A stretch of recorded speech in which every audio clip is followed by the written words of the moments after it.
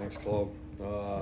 First off, I want to thank the group from Operation Teammate. We had them post-practice and kind of made it an annual tradition to spend some time with the military families who've been separated from their kids and serve our country. And I know they're not out there for the entire scrimmage because I don't know that they could handle the heat and being out there that long, but they come towards the end, and our players get to interact with them, and certainly want to thank the people that serve our country and come to our practices. So that's a big plus for our players to kind of get to thank somebody else. I was very pleased with the improvement from scrimmage 1 to scrimmage 2. I thought that the last week's scrimmage was not really up to the standard of what we need. I thought this scrimmage 2 was probably behind where we've been the last 2 years on scrimmage 2, but a lot further than we were on scrimmage 1. So the progress we made was good, but we're not where we need to be. It was not real hot out there. I thought it was warm, but it was nowhere near what it was the week before. So the competition and ability to sustain was much better. So I was proud of that. I thought the offense started faster, made a few more explosives. But you know how that is in scrimmage. When that happens, it means somebody else is giving them up too. We kind of finished up through camp. This marks the last of what I consider to be camp. Moving forward, I think we'll have 4 or 5 maybe practices in the next 8 days. So there's more time for recovery, but not time for relaxing. If anything, we've got to secure some more spots. So a couple spots still up for grabs, and then really hone in on who our special teams and travel roster guys are going to be. So we're 2 weeks away from kickoff, and we're not where we need to be, but we're competing, and I want to see some more improvement. But I did see improvement from scrimmage 1 to 2. Questions?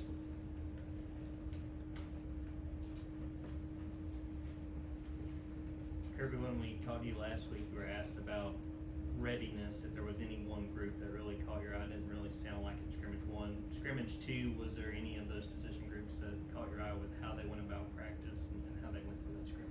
Yeah, I think I can't say one position group stood out over another in terms of readiness. They came out ready to scrimmage today. There was a lot better energy and enthusiasm, competes, even though they've been through another grind of a week of practice, but just the overall energy and enthusiasm was better. I think it's easier to do that when you don't have the heat. So I don't think one group stood out over another.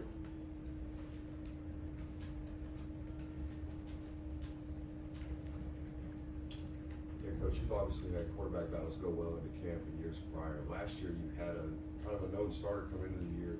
Is there any difference, in knowing who your guy is versus having an open competition like this going into week 1?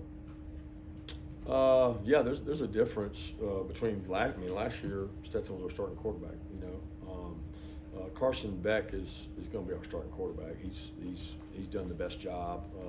We've communicated that earlier in the week to the other quarterbacks, and we've kind of been operating that way. And the other guys have done a tremendous job in terms of competing, and they're going to continue to do that.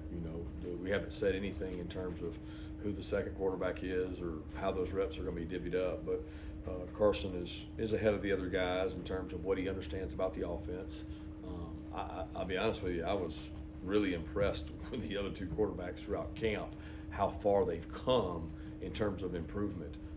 Coach Bobo has done a great job with those guys, and they both made a lot of plays with their feet and done some good things. CARSON's been in this offense for a year over one of them and 2 years over Gunner, and he's just ahead. So he'll be our starting quarterback. As far as the other guys, I'm excited to see those guys hopefully have an opportunity to play, compete. They'll be able to go with the ones here in the next 2 weeks some and get more reps and figure out even if we have a 2, who that's going to be and how it's going to go forward. Kirby, with CARSON, I know it's a small sample size since you let them know that he's going to be the starter, but so far and through this scrimmage, how do you feel like he has handled it and what he's done in the time since you told him?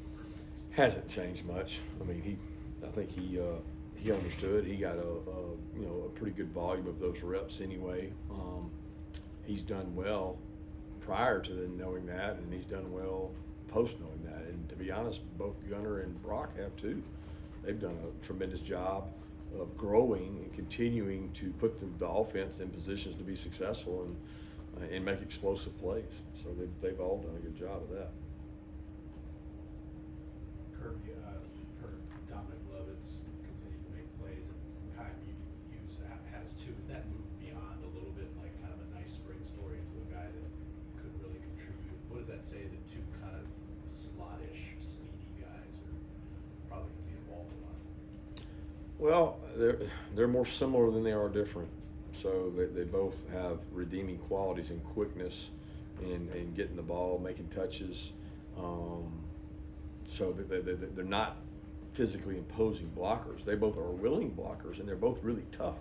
They'll stick their face in there, and you're not going to be in our program or rep at our practices if you're not willing to go block somebody or play on special teams. So both those guys have bought into the special teams and the blocking when they don't have the ball.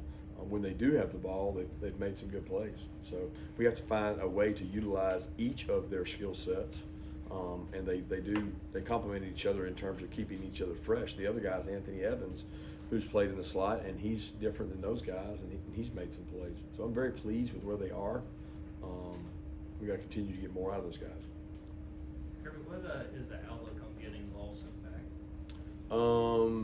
It's week to week. I mean, I won't know exactly what it is. We've had Arian came back in 3 to 4 weeks from a similar injury, but we've had guys take 5 weeks. We've had guys take 6 weeks. So I can't tell you that. I don't know. It'll be how he handles it and the pain tolerance and the recovery. But we're gonna Ron and the medical staff's gonna do the best job they can to get him back.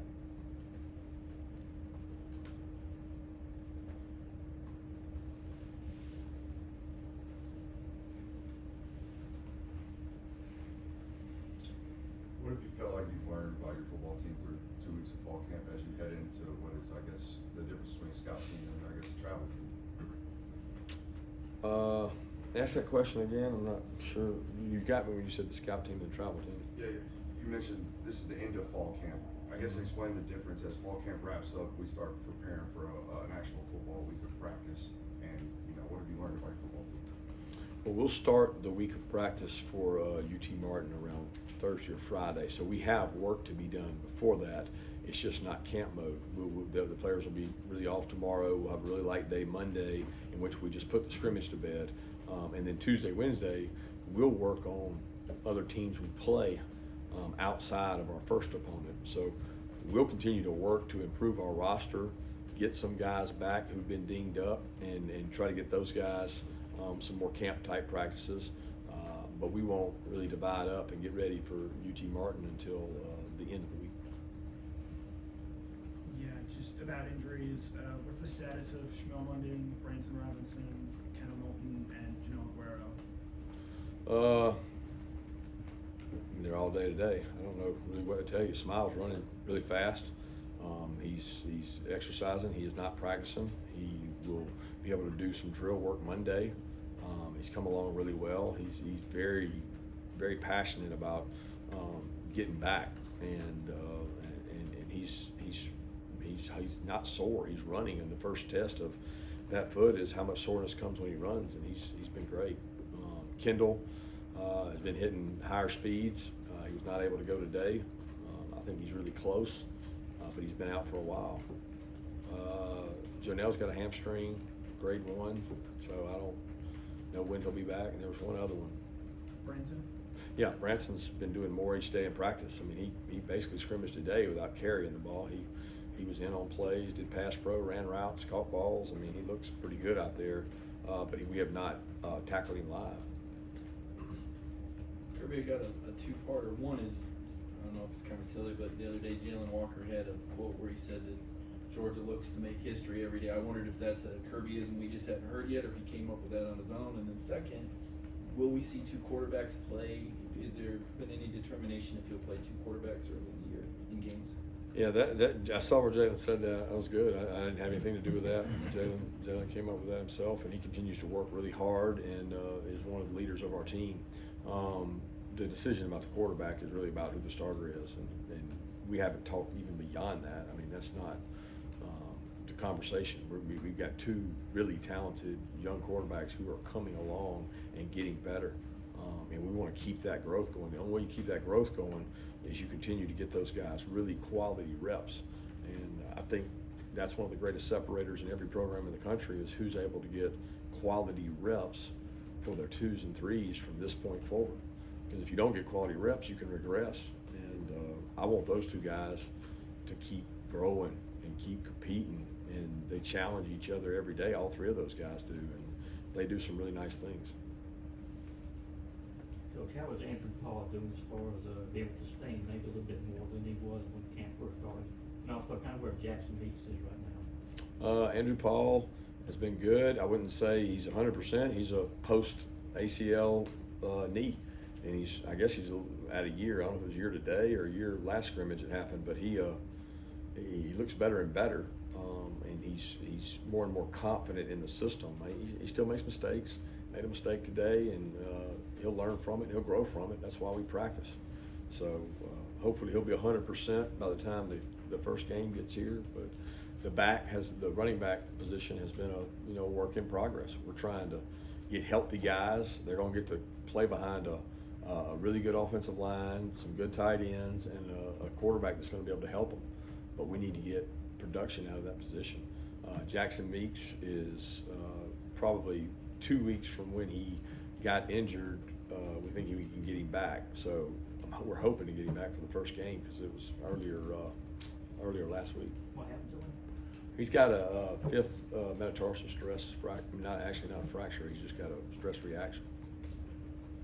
Earlier in camp, you talked about defensive line and particularly the depth there. Through 2 scrimmages, what have you seen from that defensive line, particularly when it comes to depth, the guys that you have in there? Yeah, we're not as deep as we've been. We don't have the depth that we probably have had. Maybe that's a luxury compared to other people. I don't know. I think we've got to get deeper at that position. And the only way to get deeper at the position, you can't get anybody at this point. There's nobody coming out for waivers. So what you're trying to do is you're trying to grow the younger players and get your older players to play at a higher level and even be able to play more snaps. So without the same depth we had last year, we're going to have to be in better shape, and we got to get the freshmen ready to play. Yeah, I know you touched on it earlier in the press conference, but your special teams battle, specifically at kicker, how have Jordan Zirkle and Peyton Woodring looked so far, and when do you expect to have a decision on that? No outline for the time. One was 3 for 3, one was 3 for 4 today. I thought they both kicked much better than what they did last week. Conditions were a little better today. They kicked better throughout the week. They're both talented guys. I mean, I could make a case for both of them, either one of them, to start right now. And I don't know how they kicked off. I don't know the numbers on that. I put a lot of thought into that, and also hang times, and I don't know what that was. But they both had a really good fall camp, and we don't have to make a decision right now on that. You might have mentioned it earlier, but I might have missed it. Ernest Green, was he banged up today, and how's Austin coming back with him? And we asked you about the cornerbacks as well. What's it looking there for the competition to start? Austin, you said?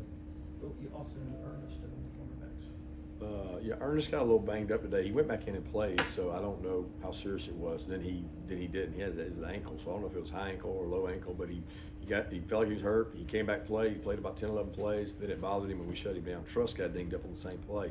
Truss went out. Truss came back and played. So I mean, both those guys came back and played, and I think they're okay. But I don't. I'll know more on tomorrow. Pulaski played today, so he was good. He's been dealing with the heat and things like that, but he played. I'm sorry, I was asking about the cornerbacks also. Opposite Lassiter, what's it look like the competition there? All those guys are competing. You got Dalen, Julio, and Nylan all rolling and playing primarily with the ones. AJ's gotten a few reps with the ones, so those 4 guys are going to continue to battle it out. There's no reason to make a decision because we've got competitive practices Tuesday, Wednesday, Friday, Saturday, all the next week, and if nobody's a clear-cut guy, then we'll play multiple guys until we figure it out. But we're waiting for somebody to step up and take it, and that hadn't happened. Hey Kirby, I remember talking to Stetson last season, I think it was after the Vanderbilt game, and he just kind of commented on how Carson had already had so much experience in the offense that even though Stetson was starting, Carson really knew the offense even at that point. How much have you seen Carson's experience and just time in the offense factor into how comfortable he is leading things? Yeah, that's the greatest separator of he and the other two quarterbacks is his comfort level with the offense. And when you have the extra spring and extra fall that those two guys don't have, that rep volume is kind of the separator. I mean, he's had an ability to understand a little bit when the defense is doing this and we're in this, I need an answer. And he's had good answers. But the two young ones have done a great job. They both made really good checks today when they saw things. And, you know, it's a little hard to judge when you're going against a defense that does everything. We have a lot of volume on our defense, and we throw it at them. And we have a lot of volume on our offense, and we throw it at them. So it's challenging, and Carson can handle that really well. When you get down to a game plan week and you say, okay, we're only going to take this 65% of our offense, and defense only does so much, you know, you're not asking those quarterbacks to make as many decisions. But Carson is very knowledgeable, very intelligent, one of the smartest quarterbacks I've been around when it comes to being able to handle the volume of offense we do, combined with the defense we throw at him. Was Kamari able to go today, and how has he come along? Kamari wore a black shirt. That just prevents him from getting quite as much what we call load. When you're a corner and you've got a foot ankle injury, it's hard to, you know, you either can play or you can't. So he took the volume of reps and he covered and played. But if he had anywhere he made a tackle, he would tag off. But he felt very good. He's been tender and sore after he practices, so he's kind of been a day on, a day off, a day on, a day off. But we're doing what the doctors say and bringing him back slowly and listening to his body. Got time for two more questions? Kirby, you kind of grouped Gunnar and Brock in the conversation. Obviously, Carson named start. Can you give us some idea what those two have done well, specifically, other than just general terms, how they've grown, what kind of play making you've seen from them? Yeah, I've kind of hit on it, I feel like 6 or 7 times in this conversation, but I'll be glad to hit on it again. They both have made plays. They've made plays with their feet. They both made good checks today. I think I just mentioned that. They have made good decisions. It's really, I mean, I have complete confidence we can win football games with both those guys. Carson's just ahead of them right now. And I want to continue to grow both those guys because they're like sponges, man. They're picking it up. They're getting it. They understand it. They know where to go with the ball. I mean, they've done some good things. It's the few plays where things break down or, you know, a guy doesn't do the right thing with them. The offensive player doesn't do the right thing, and now a little bit panic mode hits, and, you know, they got to learn to give up on a play sometimes and not try to make it spectacular and just play for the next down. Last question, anybody? Thanks, guys. All right.